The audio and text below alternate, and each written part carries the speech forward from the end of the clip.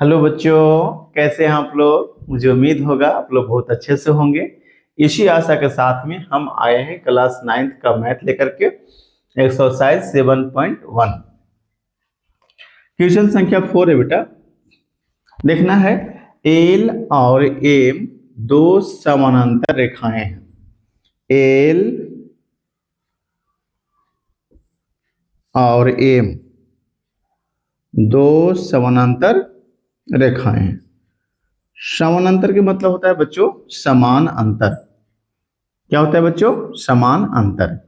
जिन्हें समानांतर रेखाओं P और Q का एक अन्य युग में प्रतिच्छेद करता है। यानी ये जो P है और Q ये भी आपको समानांतर रेखा है। ये L और M समानांतर रेखाओं को प्रतिच्छेद करता है। अब प्रतिच्छेद का पॉइंट कौन कौन है बेटा? A, B, C और D। ये आपको फिगर दिया हुआ है। ठीक है बच्चों, दर्शाइए कि त्रिभुज ए बी सी सर्वांगसम है त्रिभुज सी डी ए का। ए बी सी मतलब A B C, A B C ये, और दूसरा त्रिभुज सी डी ए, यानी ये त्रिभुज आपस में सर्वांगसम है, ऐसा दिखाना है। इसके लिए सबसे पहले बच्चों हम लिखते क्या है कि दिया क्या गया है। दिया गया है, दिया क्या है बेटा कि आपको एल पैरेलल एम आपको दिया गया है। इक्वेशन नंबर, समीकरण नंबर 1 हो जाएगा। ये तो दिया हुआ है, एल पैरेलल एम है। फिर दूसरा दिया हुआ है पी पैरेलल क्यू, समीकरण नंबर 2। पी पैरेलल क्यू, समीकरण नंबर 2 ये दिया हुआ है।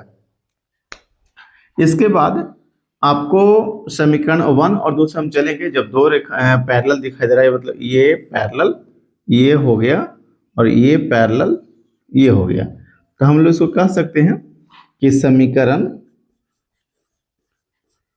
1 तथा 2 से, 1 तथा 2 से हम क्या पाएंगे कि जब दोनों रेखाएं पैरेलल हैं और ये किसी एक चतुर्भुज के ऐसा बन रहा है, तो हम लोग कह सकते हैं कि समीकरण 1 और 2 से चलने पर हम लोग बोल सकते हैं ए बी सी और डी। ए बी सी और डी ये कैसा चतुर्भुज हो गया बेटा? एक समानांतर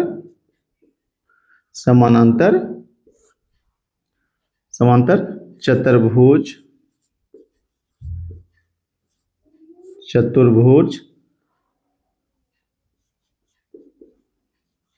प्राप्त होता है।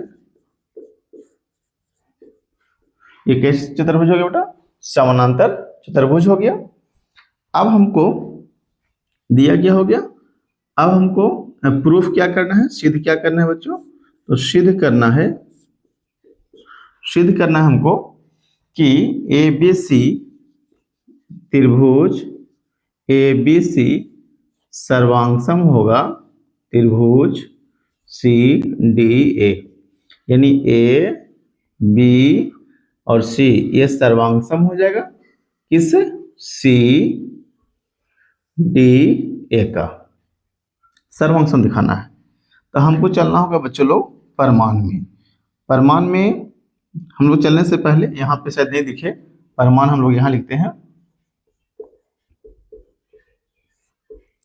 परमान में चलेंगे क्या कि त्रिभुज ए बी सी एवं त्रिभुज सी डी ए में, त्रिभुज सी डी ए में, दोनों में चलेंगे हम लोग एक साथ बच्चों। तो हम लोग कह सकते हैं कि ये जो साइड है BC जो साइड है और ये AD के बराबर होता है। BC भुजा BC बराबर AD। ये कौन नियम से बराबर हो सकता है बेटा? तो समानांतर चतुर्भुज के सम्मुख भुजा बराबर होती है। तो बोल सकते हैं यहां पर, चूंकि समांतर चतुर्भुज के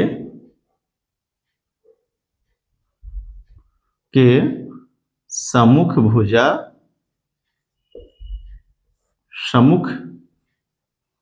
भुजा बराबर होती है। तो BC बराबर क्या हो गया बच्चों? BC बराबर AD हो गया। इसके बाद हम दोनों में एंगल देखेंगे। इस त्रिभुज के लिए ये एंगल और इस त्रिभुज के लिए ये एंगल आपस में बराबर होगा। यानी एंगल, इसको नाम कैसे पकड़ेंगे बच्चों? ABC। एंगल ABC बराबर हो जाएगा ADC। एंगल ADC कौन नियम से? तो समानांतर चतुर्भुज के सम्मुख कोण बराबर होते हैं। तो लिए बोलेंगे सम्मुख कोण से। सम्मुख कोण ये कैसे है बेटा? ये सम्मुख कोण है। जैसे ये कोण अब ये कोण बराबर होगा, और ये कोण, ये पूरा का कोण अब ये पूरा का कोण के बराबर होगा। इसको सम्मुख का मतलब मतलब सामने में, सामने का कोण, ये आपस में बराबर होंगे। AC भुजा दोनों त्रिभुज में शामिल है। इसमें भी देखो, तो इसमें भी देखो ये शामिल है, और इसमें भी ये शामिल है। तो AC बराबर AC कैसा हो गया बेटा? उभयनिष्ठ भुजा। कैसा हो गया बच्चों? उभयनिष्ठ भुजा। तो देखिए, तो एक कौन सा नियम हो गया? Side angle side. साइड, अब ये एंगल, और फिर ये क्या हो गया? साइड। यानी साइड एंगल साइड से ये क्या हो गया? बराबर हो गया। हम लोग कह सकते हैं त्रिभुज ABC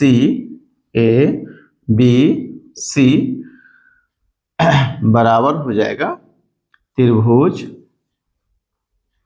ADC से, या CDA जो यहाँ लिखा हुआ वो लिखेंगे। त्रिभुज CDA कौन नियम से बच्चों? तो साइड एंगल साइड से। ये हो गया, सर्वांग सम हो गया। इसे प्रूफ करना था हमको। ठीक है बच्चों। अब इसी को एक और भी नियम से हम लोग प्रूफ कर सकते हैं। वो कैसे प्रूफ करते हैं हम लोग? कि समानांतर चतुर्भुज जब ये दिया हुआ है तो ये अल्टरनेटिव एंगल क्या हो गया? इक्वल हो गया। दूसरा नियम, अदर मेथड, अदर मेथड्स। दूसरा नियम क्या है बच्चों? यहां से ध्यान से सुनेंगे।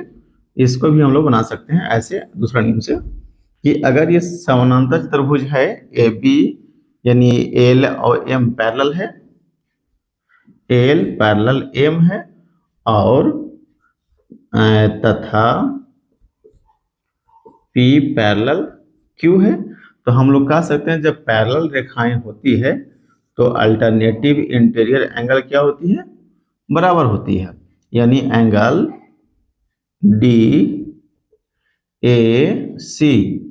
DAC बराबर हो जाता एंगल ACB।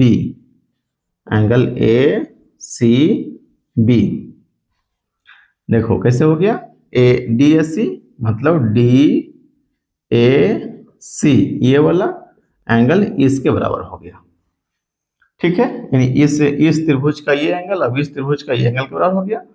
दूसरी बात हुआ कि ये हम लोग बोल सकते हैं एकांतर कोण से। कौन सा कोण से बेटा? एकांतर कोण से। दूसरी हम लोग ऐसा बोल सकते हैं कि ये भी एंगल अब इस एंगल के बराबर हो जाएगा। तो हम लोग बोल सकते हैं कि एंगल, इसको बोलना है तो BAC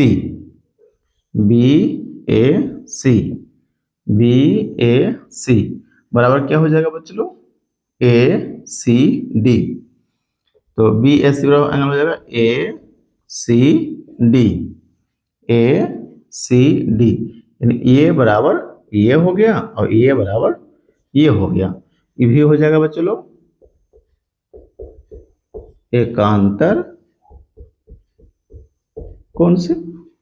अब देखिएगा कि आपको दोनों में तो ये बराबर हो गया और ये साइड दोनों में क्या है, ये कागज को साइड को हम लोग बोल सकते हैं कि उभयनिष्ठ भुजा है।